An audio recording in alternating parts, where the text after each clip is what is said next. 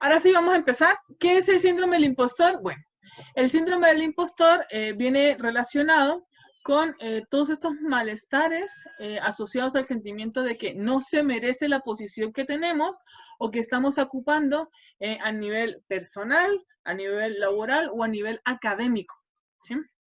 Ese síntoma de no pertenecer.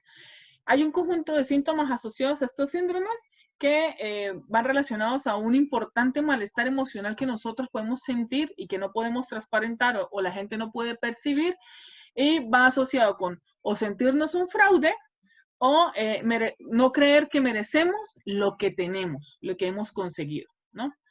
Eh, y cuando empecé a investigar sobre este síndrome, empecé a mirar un video de Michelle Obama, la ex primera dama de la nación de Estados Unidos, y ella decía, ahí en el video empieza a hacerse las preguntas, ¿no? ¿Soy lo suficientemente buena para tener todo esto? ¿Soy lo suficientemente buena para ser la primera dama de la nación? ¿Será que me merezco ser esposa de Barack Obama? ¿Merezco tener los hijos? ¿Merezco tener la familia que tengo? ¿Merezco vivir en la Casa Blanca? Ella se cuestionaba todas esas preguntas, ¿no? Entonces me impactó muchísimo porque me empecé a dar cuenta que no es algo que lo sufre uno, así como el pueblo, ¿no? La gente común, sino que hasta la gente más referente, la gente que está en otra posición, que motivan a más personas, que hacen más charlas, que son inspiración para otras personas, también lo sufren, ¿no? Entonces me empecé a sentir un poquito más que no estoy sola en este mundo viviendo esto, que soy la única, el bicho raro, ¿no? Sino que hay más gente que está en la misma sintonía. Y ella decía, y esto viene como un poquito muy asociado con los sesgos que se empiezan a dar como desde que somos pequeños. Dice, de chica en el colegio me decían que no era lo suficientemente buena.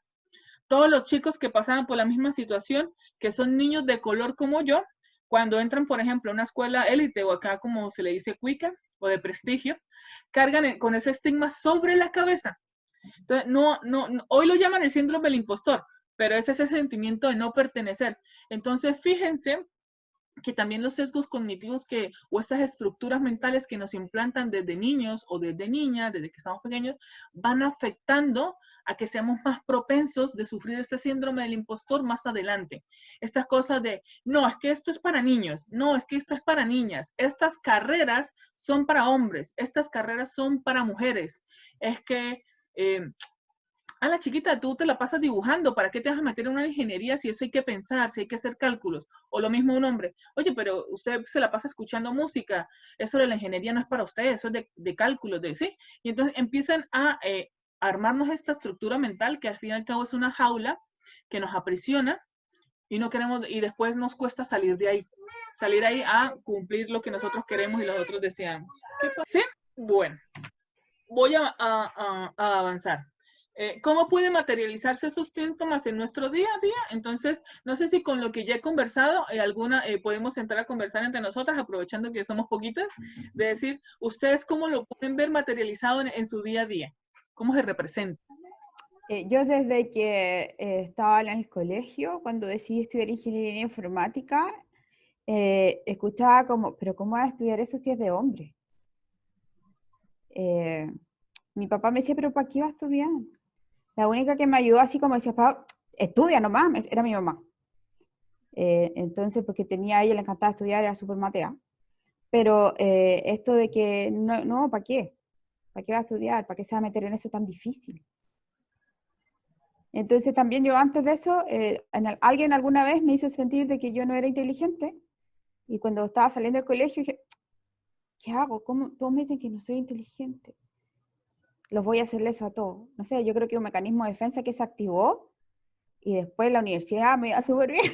Entonces, hay algo ahí que es cultural y que no deja o no permite que salga todo, todo el potencial que tenemos los seres humanos. Total. Gracias, Paulina, por compartir. ¿Alguna otra de ustedes quiere compartir?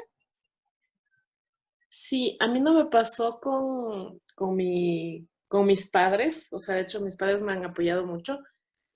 Sin embargo, sí me ha pasado con mis parejas, exparejas, porque por eso no están en mi vida. Pero, por ejemplo, yo tengo una rama en la parte parte analítica, pues soy física matemática, seguí cosas de matemáticas, seguí ingeniería, pero amo el arte.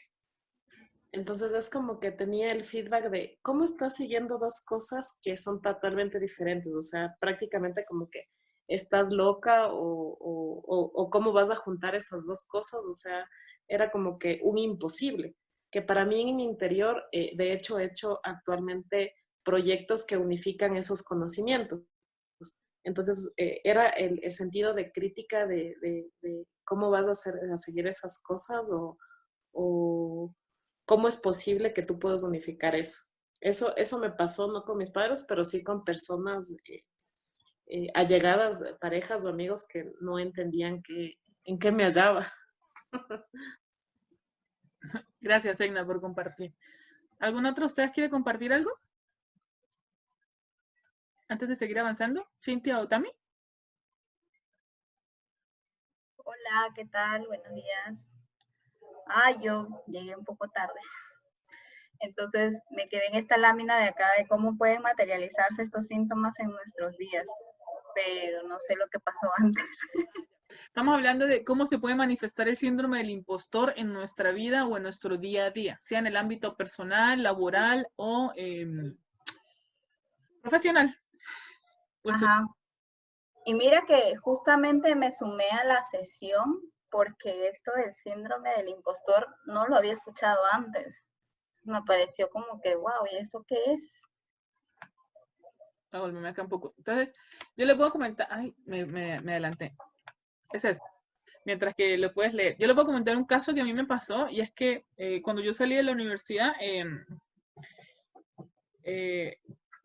salí del colegio. Yo salí del colegio y estaba entrenándome como para hacer una carrera en modelaje y después entré a la universidad y uno de mis profesores, yo eso lo tenía muy oculto porque no quería que la gente lo conociera, no lo difamaba. Pero uno de los profesores se dio cuenta porque leyó el periódico y ahí salía, se veían las fotos, los eventos en los que participaba y él lo botó en el salón. Entonces, no había clase en el que él no cuestionara de por qué una modelo está estudiando ingeniería o por qué está en la universidad.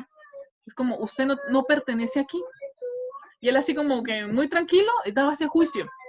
Y lo que a veces no sabemos es que desde nuestra posición, porque si vemos a un maestro, a un docente de universidad, los tenemos siempre en un pedestal, como que los tenemos en un pedestal, creemos que tienen y que ejercen cierto poder sobre nosotros porque los admiramos o tenemos ciertas cosas y como que uno los quiere seguir, quiere tenerlos ahí al frente, entonces no sabemos el daño que puede causar a veces esos juicios que estamos emitiendo de esos mismos sesgos que nosotros tenemos.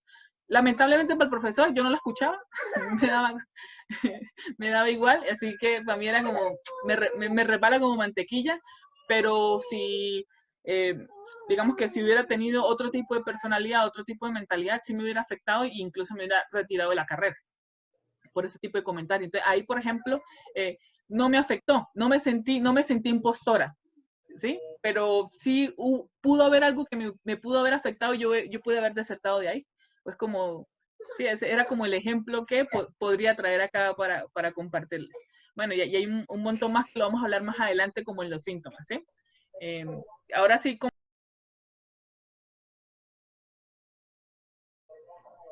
listo. Solvente inconveniente infantil, que cuando la jefa aparece, pues no hay nada que hacer. Ya. Los estudios dicen que 7 de cada 10 personas afirman haberlo sentido en algún momento. Y esto quiere decir que puede ser en el pasado, o lo están viviendo ahorita, o lo sufren día a día. ¿Sí? O sea, en toda la línea de tiempo, veámoslo. Pasado, presente, o bueno, en el futuro también lo podemos vivir, o puede ser constante, ¿sí? Y eso mismo se traduce en el que en el 70% de los trabajadores creen no merecer su éxito profesional.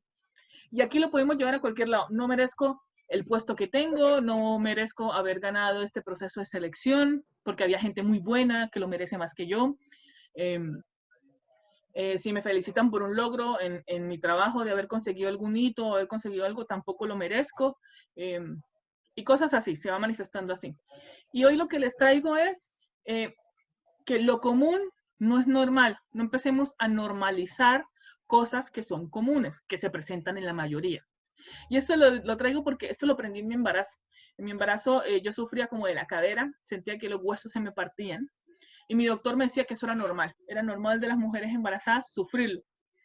Yo tuve mi niña y 4 meses después, 5 meses después, seguía sufriendo el mismo dolor y hasta que fui al doctor le dije, oye, ya paremos esto porque no es justo o no es normal de que yo siga, que haya tenido mi niña y siga sufriendo el dolor, ¿no? Y fue una terapeuta,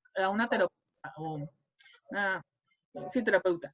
Y me dijo, ¿por qué no viniste antes? Y yo le dije, no, porque mi doctor me dijo que era normal. Y ella me dice, ojo que lo común, sí, las mujeres embarazadas es común que lo sufran, pero el hecho de que sea común no quiere decir que sea normal que tú lo vivas. Y es como decir, es común tener gripa, o es normal tener gripa. No, no es normal tener gripa. Que sea común porque todos lo suframos en épocas invernales, bien, pero nuestra normalidad es estar sanos, ¿sí? Es sentirnos bien. Entonces con eso les empiezo a traer de que si vemos, no, pero Julanito lo sufre, no, pero yo también lo sufro, no, pero también, entonces como que, bueno, sí, vamos bien porque todos lo sufrimos, entonces estamos bien. No, cuando empecemos a ver cosas así, no las normalicemos, no las volvamos así, sino empecemos a trabajar en estas porque lo normal es sentirnos bien y estar bien tanto físicamente y emocionalmente y psicológicamente. ¿Ya? Es el primero. Ahora, hay un estudio que se llevó en el Reino Unido y dice que el 86% de los jóvenes entre 18 y 34 años de edad admitieron haber sentido en el último año que no merecían su puesto de trabajo, mientras que hay personas entre el rango de 45 a 50 años que lo experimentan menos. Pero entonces, si se dan cuenta, eso va muy relacionado como con las personas nuevas, y hablo nuevas en algún hito. Voy a estudiar en la universidad, soy nuevo, ahí se puede presentar. Salgo a mi primer trabajo laboral, ahí se puede presentar. E incluso trabajando, y cuando hacemos este salto o subimos un escalafón más en nuestro trayecto profesional, ahí también se presenta porque es un nuevo hito, es algo nuevo para nosotros. Ahí se empieza a presentar más, ¿sí? Una nueva pareja. Si consideramos que conseguimos una buena pareja y que esta persona es lo máximo para nosotros, uy, ¿será que yo merezco? No, hay otras mujeres que lo merecen más, él no estoy a su altura, él no me merece, ¿sí? Y estas otras cosas más, ¿no? Y aquí empecé a hacer preguntas de ¿qué importa si lo padezco? ¿En qué repercute? ¿O por qué tanto alboroto con esta cosa? ¿Por qué me tendría que preocupar o empezar a trabajar en esto? Y esto empieza a repercutir un poco porque este es un gráfico, bueno, este gráfico o estas estadísticas de la slide están en cifras de estudios de España, que esta charla la di hace poquito para una comunidad en España. Pero también tengo un estudio de Chile, solamente que también está para diciembre del 2017. Que les voy a mostrar ahorita de cómo repercute estas historias. Obviamente hay que empezar a buscar los estudios como por cada país, pero créanme que no hay mucha diferencia. Yo pensé que entre Europa o esa parte de España iba a ser muy diferente con las cifras de Chile y la verdad no hay mucha diferencia. Así como que digamos que aquí es el 90% y en Europa es el 10%, no. Están muy a la par, ¿sí? Permítame. A ver, mamá. Toma, mamá, ahí está. Vaya. ¿Ya? Entonces, fíjense que ese es un gráfico de porcentaje de mujeres matriculadas en una rama de estudio. Y si se pueden ver, hay ciertas, en lo que es el área de STEM, tiene una participación súper bajita de las mujeres, mientras que hay mucha más participación en áreas o en carreras que son de cuidado. Cuidado sea como veterinaria, enfermería, ser profesora, como estas áreas de cuidado, de amor, es como que se dice, no, mijita, esas carreras son para ustedes y es donde hay más presencia de mujeres. Mientras que las áreas STEM tienen una participación súper bajita de mujeres que se quieren matricular, ¿sí? Y viene muy alineado a eso. En España, bueno, se dice que el porcentaje de matriculadas es del 54.8%, supera al de los hombres, que es el 45.20%. Entonces, la presencia de participación de mujeres se dice que por cada 5 estudiantes solamente una es mujer. Es más o menos lo que dice la cifra. De cada 5 estudiantes que se matriculan, una sola es mujer, ¿sí?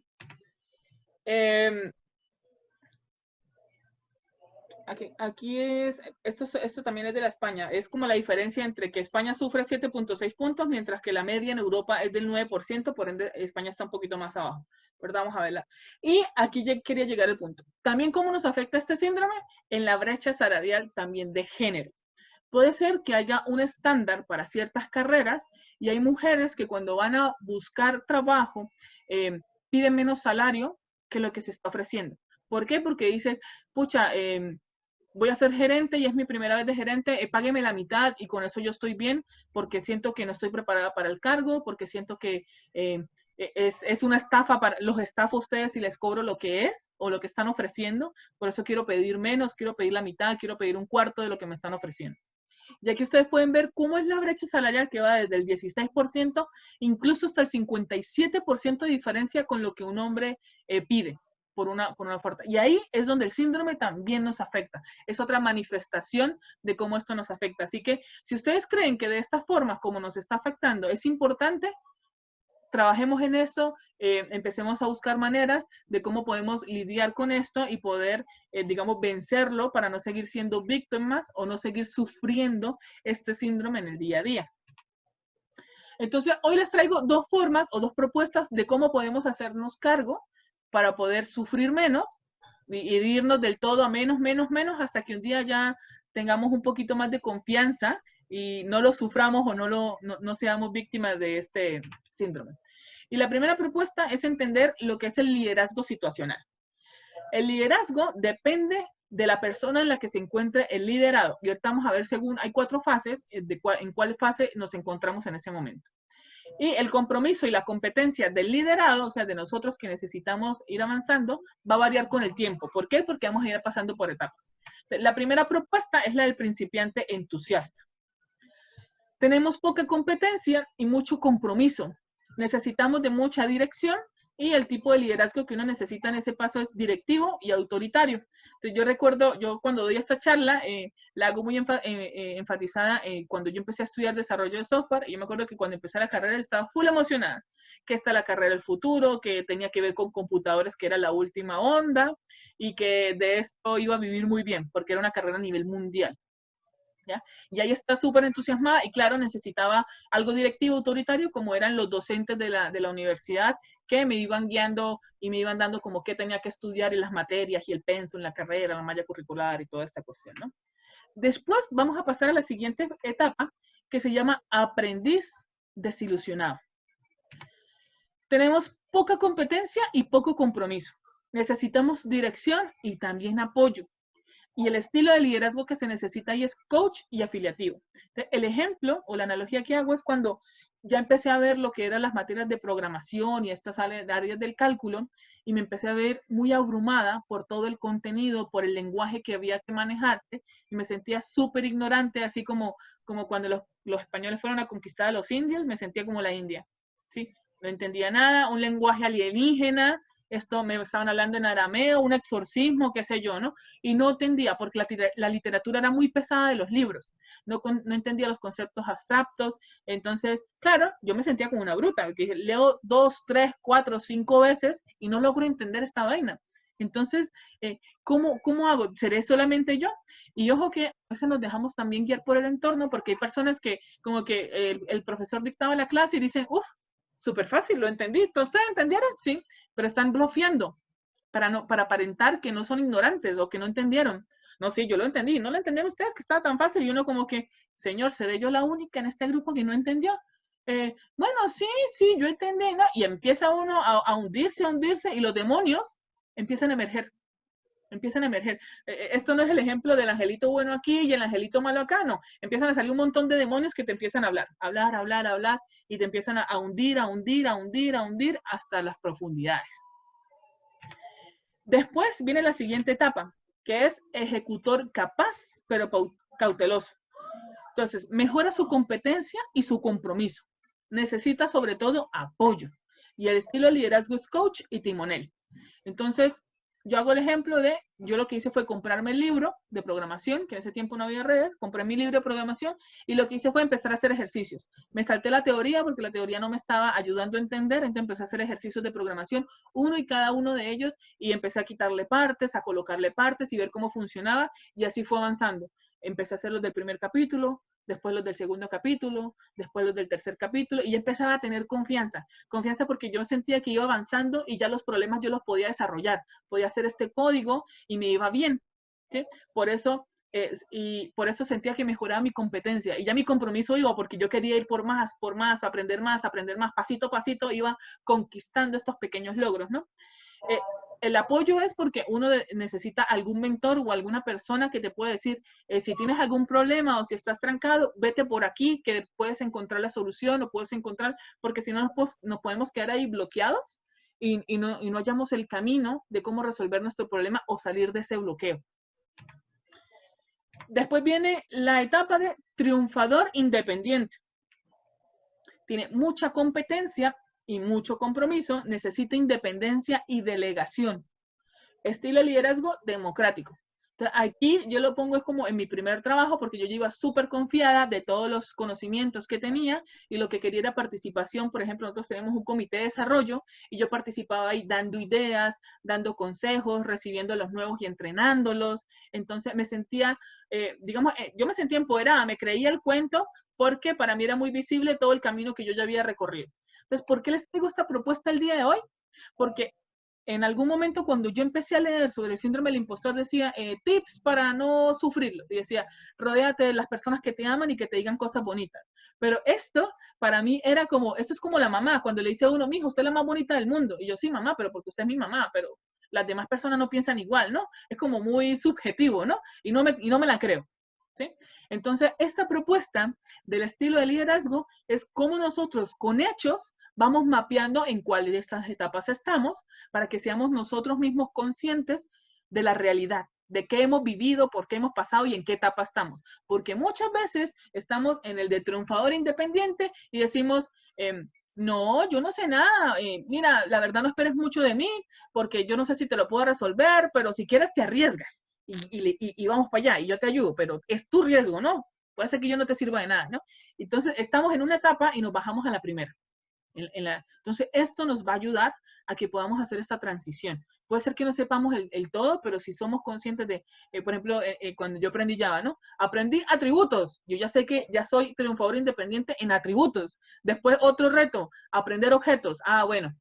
Ahora voy a pasar todo para aprender la programación en objetos. Que aprender polimorfismo, que aprender abstracción, que aprender herencia, lo mismo. Entonces, Wilby recorría ese capítulo, pero yo ya sabía en dónde estaba como triunfador independiente. Manejo objetos, manejo los atributos, manejo hilos, manejo un montón de cosas, ¿no? Pero no es consciente. Entonces, por eso les traía esta propuesta, porque lo podemos trabajar nosotros mismos con nosotros mismos. La siguiente propuesta se llama Aprendiendo a desaprender. Esta propuesta dice, primero ser conscientes. Entonces, para este proceso lo puedes hacer solo o necesitas ayuda de otra persona que te haga ver esto.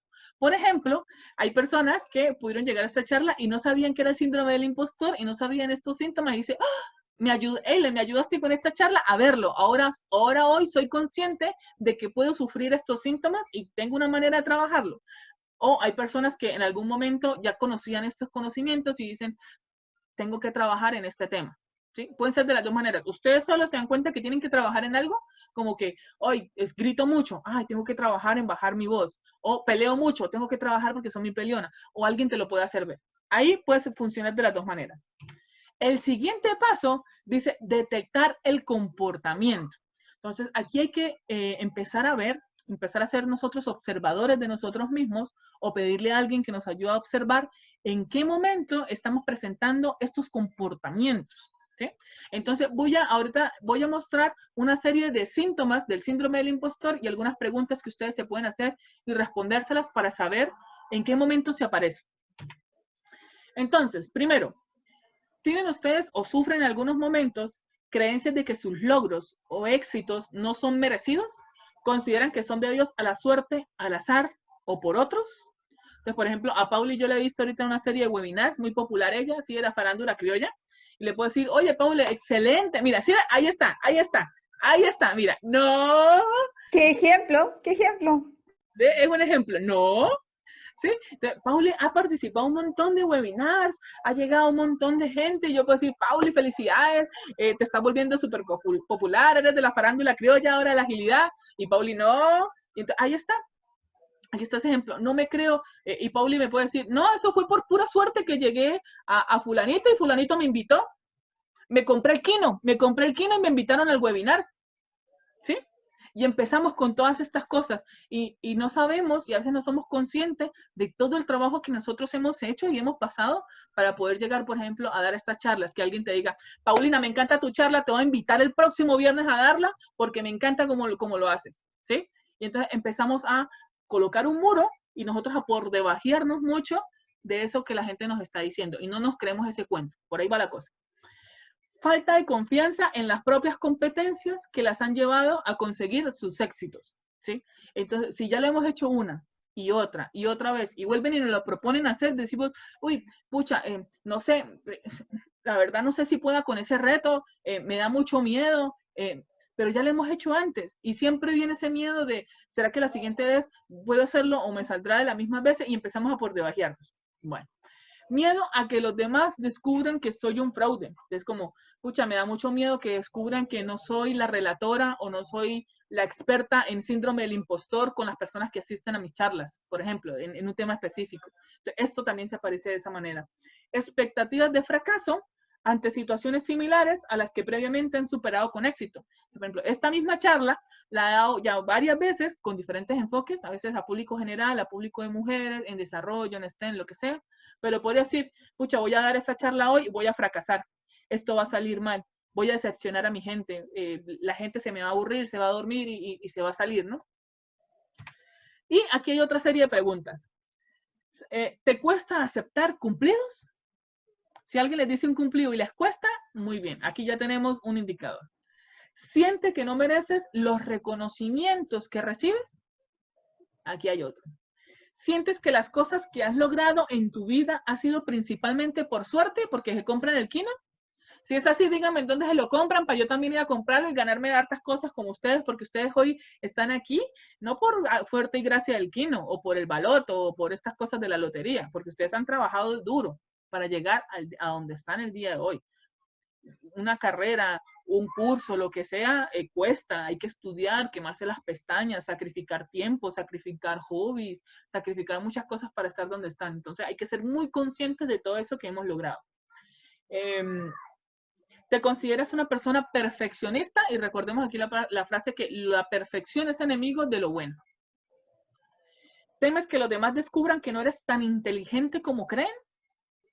Bueno, hay otra. ¿Tiendes a recordar con más frecuencia tus errores que tus aciertos? Y aquí yo siempre hago un par en el camino y empiezo a hablar un poquito de los errores, porque empiezo a cuestionarme un poquito qué nos pasó desde niños, en esta etapa de niños, adolescentes o adultos, porque nosotros aprendimos de error. Nosotros nacimos y no nacimos hablando, o no conozco el primer bebé que empieza hablando de, mamá, quiero tete, mamá, me dice chichi, mamá, me dice popó. No. Empezamos balbuceando, tratando de imitar, hasta que después fuimos modulando, hasta que después tenemos la elocuencia con la que hablamos el día de hoy. E incluso, si uno no se prepara en oratoria, es muy difícil poder dar, por ejemplo, unos webinars que sean entendibles para todo tipo de público, incluso en eso. Entonces, fíjense que es una serie de trabajo y aprendimos con prueba y error desde niños, que para caminar nos caíamos, nos raspábamos, pero volvíamos, nos parábamos y le dábamos, que cuando nos íbamos a jugar al parque nos caíamos y nos raspábamos la rodilla, llorábamos un rato, pero el juego nos ganaba y seguíamos jugando. Entonces fíjense que el error, este error, este fracaso o caernos es parte de nuestra vida o fue parte de un momento. No sé en qué etapa, empiezo a cuestionármelo, empezamos a tenerle miedo. Y es decir, el error no puede aparecer en mi vida. Yo no puedo fracasar, yo no puedo caer. Si voy por la entrevista y no quedo como seleccionada, fue que yo fracasé, erré y empezamos con otra serie de cosas. Y lo importante aquí no es seguir cometiendo los mismos errores, sino aprender de los errores. Bueno, me caí, ¿qué fue lo que pasó? Y lo mejoro y tengo algunas mejoras o algunos accionables para que la próxima vez no me pase y ser mejor. Esa debería ser la connotación que deberíamos tener en nuestro ámbito personal, profesional, emocional, cualquiera. ¿Sí? Aprender de los errores, no tenerle miedos a que no tenemos que parecernos, porque yo en algún momento sí fui muy perfeccionista y decía que yo no me podía equivocar. Yo no podía fallar, no podía errar, no podía quedarle mal a la gente. Y con el tiempo fui aprendiendo de que yo puedo fracasar, yo puedo equivocarme, yo puedo cometer algún error, soy humano, no somos dioses. ¿sí? Entonces hay que tener eso muy en cuenta, y más que todo en las mujeres se ve porque nos autoflagelamos y empezamos otra vez a irnos a la deep web, ¿no? Hacia las profundidades, porque nos empezamos a autoflagelar mucho cada vez que cometemos algún error. Yo eso lo sufro ya, pero con menos intensidad que lo sufría antes. ¿Por qué? Porque lo sigo trabajando. Esto es un proceso constante de trabajar. Tiendes a compararte con otros y piensas que no eres mejor que en ello. Pucha, yo con la Pauli es una rockstar, bueno, es como mi referente así en la agilidad, y yo soy una pinche cucaracha que no soy nadie, yo al lado de ella no le llego ni a los talones, y empezamos a veces a compararnos así con las personas. ¿No les ha pasado a ustedes en algún momento o con sus mismos compañeros de trabajo? Pucha, Sí, po, contigo, po. No. y esa comparación ahí está un poquito, o sea, no, nunca debemos compararnos. Si vamos a mirar para el vecino, la casa del vecino, tenemos que mirarlo para inspirarnos, para hacer una fuente de inspiración, para hacer una fuente de motivación, más no para compararnos y autoflagelarnos y latigarnos para ponernos muy por debajo de las personas. Somos personas y cada persona tiene como un approach diferente, tiene algo en que aportar diferente, porque no todos somos iguales. Y una vez que ustedes han podido detectar ese comportamiento, en alguno de esos síntomas, o si tienen alguna de esas preguntas, hay que detectar cuándo se aparecen. Y voy a dar un ejemplo. Por ejemplo, a mí cada vez que me ofrecen una oferta laboral, y si es una oferta laboral que me ayude a subir como de escalón profesional, yo las tiendo a rechazar. Es decir, pucha, no soy preparada para ese cargo, no me siento que estoy calificada, no me siento que no sé qué. Pero me pasaba que yo las rechazaba y después subían a otra persona y después empezaba una queja conmigo misma. Si yo tengo mejores capacidades desarrolladas que esa persona, si yo lo puedo hacer mejor, estoy más capacitada, me he entrenado, las he desarrollado, yo con mi equipo lo demuestro, en mi trabajo lo demuestro, ¿por qué no? Y empecé a decir, ¿por qué no tomé esa oferta? ¿Por qué no? Y empezaron a hacer, ya después me cansé, yo dije, ya no más, no me va a volver a pasar lo mismo, y por eso es que empecé a buscar estas formas para poder ser consciente de cuándo puedo decir, sí puedo tomar esta oferta laboral, o cuándo no puedo porque no tengo las capacidades. Pero de verdad, con hechos, no con mis juicios de demonio que empiezan ahí a hablar, con la impostora que empieza a hablar en esos momentos. Y una vez que ustedes detecten en qué momento pasa, hay que empezar a mirar con qué lo vamos a reemplazar. Si, por ejemplo, tenemos este problema de que cuando tenemos elogios y nos dan algún elogio, no los aceptamos, cuando yo diga, oye, Aileen, qué buena eres con tu charla de síndrome del impostor, en vez de decir, oye, no, eso no es así, hay mejores personas que lo hacen, ¿cómo yo reemplazo ese comportamiento, esa frase que digo por algo? Muchas gracias, estamos mejorando para ustedes, estamos trabajando para ustedes y cada día lo vamos a hacer mucho mejor. Por ejemplo, ¿sí? Cambio una respuesta por otra respuesta. Entonces, la idea es buscar eso de en el momento que se presenta, cómo lo presenta o cómo me comporto y con qué lo quiero cambiar. Y hay que repetirlo. Como se dieron cuenta, son muchos síntomas, son muchas formas de cómo se puede manifestar. Ustedes miren cuál es la primera que quieren trabajar y cuando erradiquen uno de esos comportamientos, vayan por el otro. Y después vayan por el otro. Y después vayan por el otro. Hasta que lo puedan cambiar en las diferentes, en las diferentes formas de cómo se manifiesta este síndrome dentro de cada uno de nosotros. Algo que trae Michelle Obama dice, si tienen dudas acerca de sí mismas, empiecen por sacarse esos demonios de la cabeza. ¿Sí? Empiezan a sacarse esos impostores que empiezan a hablar y nos empiezan a cuestionar. ¿Yo qué he aprendido en todo este proceso? Yo he aprendido que tengo que encontrar un balance entre lo que no quiero ser y caer en el otro polo opuesto, que es el síndrome del impostor. Por ejemplo, yo odio las personas que son súper egocéntricas o así como que se creen el super Dios, ¿no? Entonces es como, ay, qué fortuna tienen ustedes de venir aquí a mi charla, ustedes no se van a encontrar otro expositor, otro webinar, otra masterclass del síndrome del impostor como alguien como yo. ¿Por qué? Porque a mí nadie me llega a los talones. Soy la perfección en el síndrome del impostor, ¿no? Y bueno, ahí está, ¿no? Entonces, yo no quiero ser eso, pero a veces cuando no quiero ser eso, me voy al otro extremo de, buenas, chicas, yo no soy aquí el máximo referente, la verdad no es que no esperen mucho de mí, veamos qué sale de esta charla y demás, ¿no? Entonces, no solamente me voy abajo, sino que también empiezo a generar malestares en mis compañeros, porque a veces puede decir la gente, pero si a mí me dicen que ella es buena y yo vengo y ella me da esta respuesta, ¿es que ella no me quiere atender? ¿Me quiere sacar el cuerpo? Las otras personas empiezan a pensar eso y a veces no nos fijamos que esas respuestas pueden afectar también nuestro ámbito, nuestro ambiente, por no creernos el cuento y no ser conscientes del nivel que tenemos actualmente. ¿Se entiende como el ejemplito? Ya.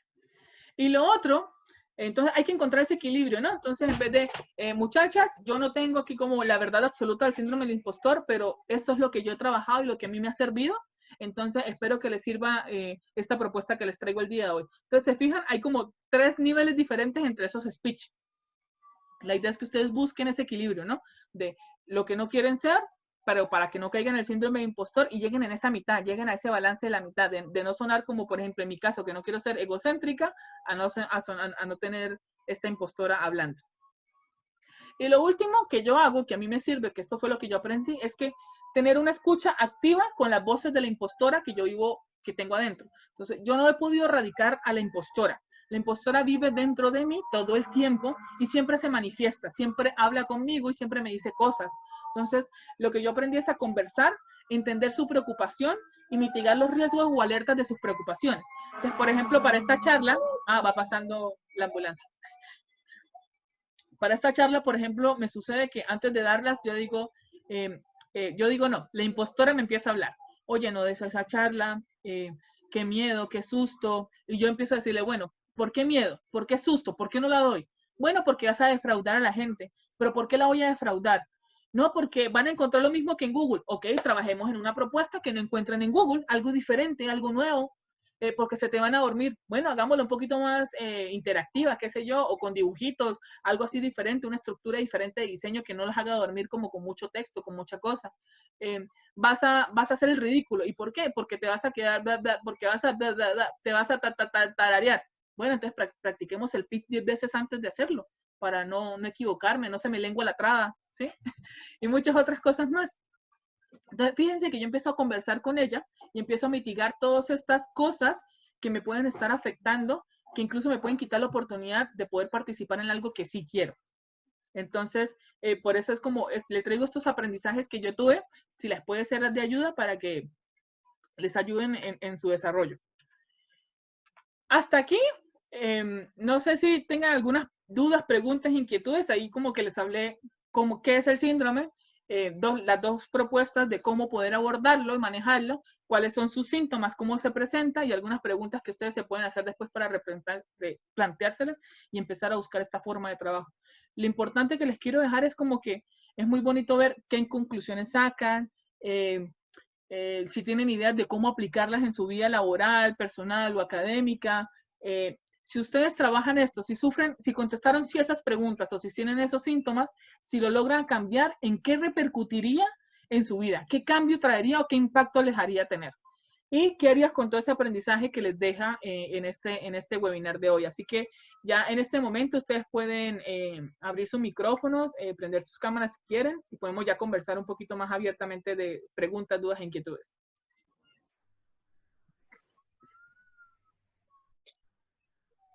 Gracias, Helen. Bueno, a mí me hizo meditar que este tema va muy de la mano con el reconocer en qué punto estamos cada uno de nosotros a nivel profesional, a nivel personal, en todos los ámbitos de nuestra vida y saber en dónde tenemos que tomar acción, pero sin olvidarnos de amar todo eso que tenemos en nuestro interior, en nuestro aprendizaje y reconocer que cada paso que damos, por enorme o minúsculo que sea, es súper importante en nuestras vidas, en nuestra parte profesional. O sea, creo que todo lo que tú recalcas en la presentación, o sea, me resuena muchísimo. Creo que sí, que como seres humanos todos hemos pasado por a veces hacernos esas preguntas o estar en una situación así, y si es que no hemos estado, pues no seríamos humanos. Y me llevo eso, me llevo el tema de aprender a reconocer también en las personas cómo potenciarlas, porque tú puedes estar en estas diferentes posiciones, o sea, puedes reconocerte a ti mismo, tal vez muchas personas pueden reconocer en dónde pueden tomar acción, pero tal vez si tú estás como líder en una comunidad, en tu empresa, a veces sí tienes que saber este tipo de cosas para potenciar a tu equipo, para hacerles ver que lo que tienen y hacia dónde van también y que no caigan en este síndrome. Eso, Helen, de mi parte. ¿Alguna más, chicas, que quiera compartir algo? La importancia del entorno y cómo saber leer el entorno, porque si estamos en un entorno que nos alienta, donde hay líderes como positivos, creo que de alguna forma nos van a reforzar lo que tenemos. Pero ojo, si tenemos el síndrome del impostor y además podríamos estar potencialmente en un entorno que es tan exigente, que te descalifica todo el rato, podrías llegar a pensar eso, más el síndrome del impostor te podría ser bien nocivo. Entonces, ¿cómo detectar y poder ser conscientes de qué absorber o no del ambiente? Eso. Gracias, Pauli. ¿Alguien más que quiera compartir algo?